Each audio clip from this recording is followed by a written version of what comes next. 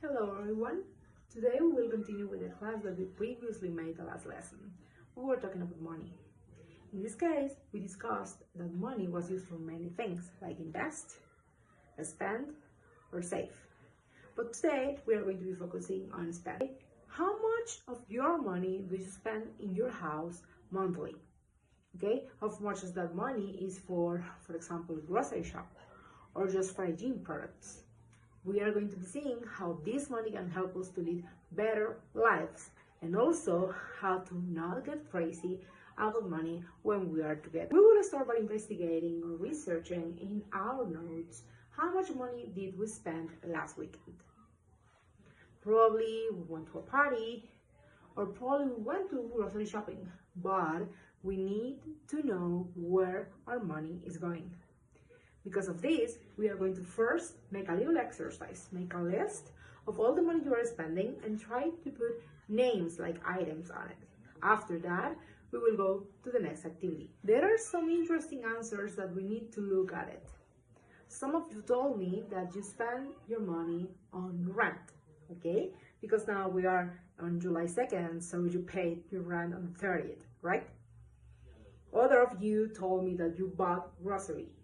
Okay, vegetables, dairy, protein, and that probably is going to be the 30% of your spending. That is just right. Other of you told me, no, Gabby, I took my pet to the vet. Okay, this is going to be an spending that you need to do during your month budget. Other group told me that the most important thing that you spend this last month, in June, was entertainment. That's really important because if you are working for yourself, if you are working to invest in yourself and to save money, also you need to enjoy of the money that you have. So how much money usually do you spend on entertainment monthly? Okay, let's write it out on the budget. The other thing that we can see in this is savings, okay? Because now we are budgeting for the entire month.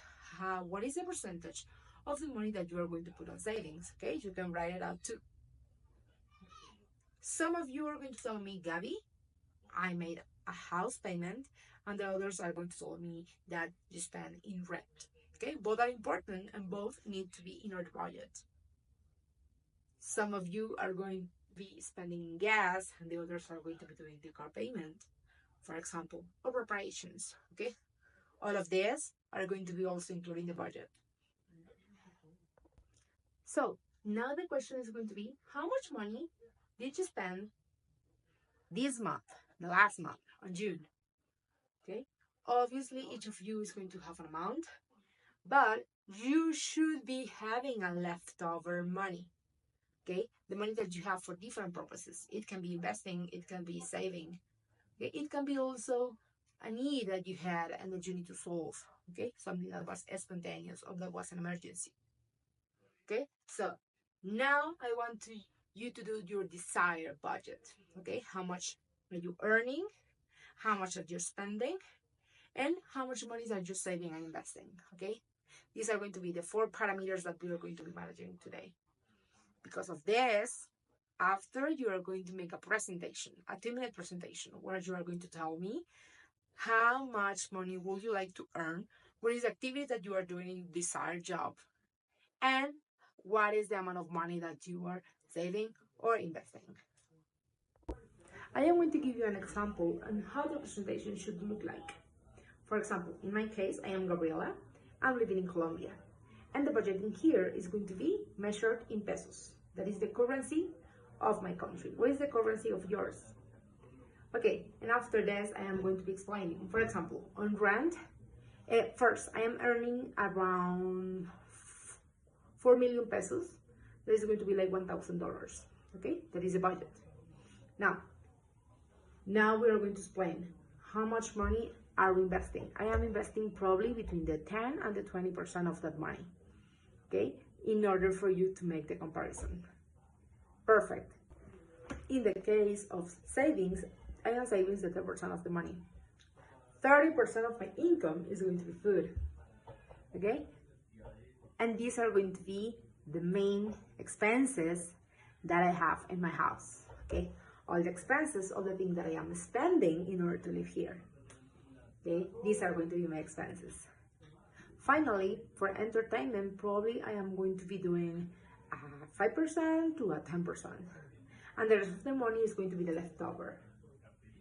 So in this case, you can make your presentation and you can be using linking words like first, then, finally, lastly, in order to make it smoother. In that way, you're going to feel more comfortable with your presentation. Any question that you have, you can just ask me. Finally, for the last activity of today, you will have 20 minutes. In those 20 minutes, you will check your classmates' homework. Okay? We'll be checking for what? Did he put the leftover money? Did he mention the expenses? How was the presentation? That is going to be also included in your little paragraph. Okay? How do you feel his feeling of the money?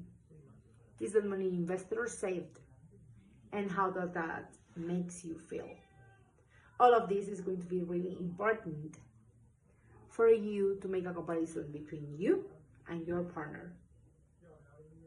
Now, you will go into pairs, okay? You can be switching into pairs now, and you're going to be switching homeworks and checking your homeworks, okay? First, we are going to be looking for investment types, okay? You can ask your partner. Then we are going to be looking for the different lines that he wrote on the columns that I gave you before. And after that, you're going to be making a comparison between the spending that you have between you two. Okay, you can make it in percentages if you don't want to be mentioning just amounts. Okay, that is just perfect. But after this, okay, we can just stand up and mention what are the differences that we found between our classmates. That is going to be all for today.